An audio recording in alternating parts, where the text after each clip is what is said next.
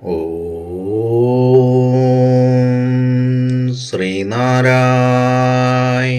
പരമഗുരവേ നമഃ. സുപ്രഭാതം. 1833 ദിവസമായി ഇന്ന് 2026 മെയ് മാസം 22 വെള്ളിയാഴ്ച, 1201 ആണ്ട് ഇടവമാസം 8 ഗുരുവചനങ്ങളിലൂടെ.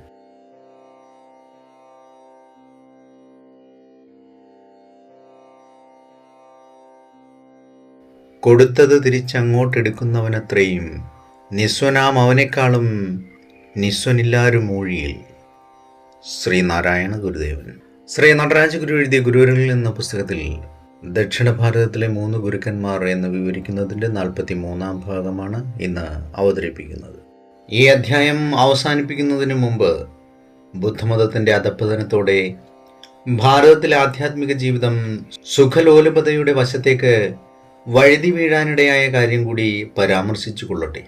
മാനദമായ മാനുഷിക മൂല്യങ്ങൾ കണ്ടെത്താനുള്ള യത്നത്തിനിടയിൽ അതിൻ്റെ ദോലകം ആത്മസംയമപൂർവകമായ തപസ്യയിൽ നിന്ന് എതിർവശത്തേക്ക് ആടി നീങ്ങാൻ തുടങ്ങി. പല്ലവന്മാരുടെ കാലശേഷം ശക്തിപ്പെട്ടു വന്ന ഈ മാനസികാവസ്ഥയെ നന്നായി പ്രതിഫലിപ്പിക്കുന്ന ഒന്നാണ് പാലാഴി മഥനത്തിൻ്റെ കഥ. ലോകസാധാരണമായ രീതിയിൽ എല്ലാവരും ആഗ്രഹിക്കുന്ന മൂല്യങ്ങളുടെയെല്ലാം മൂർത്തിഭാവമാണ് ഐശ്വര്യത്തിൻ്റെയും സമൃദ്ധിയുടെയും സൗന്ദര്യത്തിൻ്റെയും ദേവതയായ ലക്ഷ്മി ദേവി. നന്മകളുടെ ആകരമായ പാലാഴി കടഞ്ഞപ്പോൾ അതിൽ നിന്നും ആദ്യം ഉയർന്നു വന്നത് ലക്ഷ്മി ദേവിയാണ്. വിഷ്ണുവും ശിവനും അവിടെ ഉണ്ടായിരുന്നെങ്കിലും ലക്ഷ്മി വരിച്ചത് വിഷ്ണുവിനെയാണ്. ഉഗ്രമൂർത്തിയായ ശിവനാകട്ടെ പാലാഴി മഥനത്തിൽ വഹിച്ച പങ്ക് തക്ഷകന്റെ വായിൽ നിന്നും പുറത്തു ചാടിയ കാളകൂട വിഷം ഭക്ഷിക്കുകയാണ്. പാലാഴി മഥനത്തിൽ നിന്നും ലഭിച്ച മറ്റു പലതും വെറും ലൗകികമായ മൂല്യം മാത്രമുള്ളവയാണ്. പല്ലവന്മാരുടെ കാലശേഷം പല നൂറ്റാണ്ടുകാലം ഭാരതത്തിൽ നിലനിന്നിരുന്ന ആത്മീയ സുഖാസക്തിയിൽ അമർന്ന സ്ഥൈതികമായി തീർന്ന തരത്തിലുള്ളതാണ്.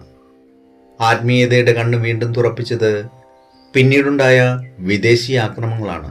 ഹൂണന്മാരും ഖാൻമാരും ആക്രമിച്ചു കടന്നു വന്നാണ് ഭാരതീയുടെ ആത്മാവിൽ ആഴത്തിൽ ഉറങ്ങിക്കിടന്നിരുന്ന വീര്യത്തെ വീണ്ടും ഉണർത്തിയെടുത്തത്.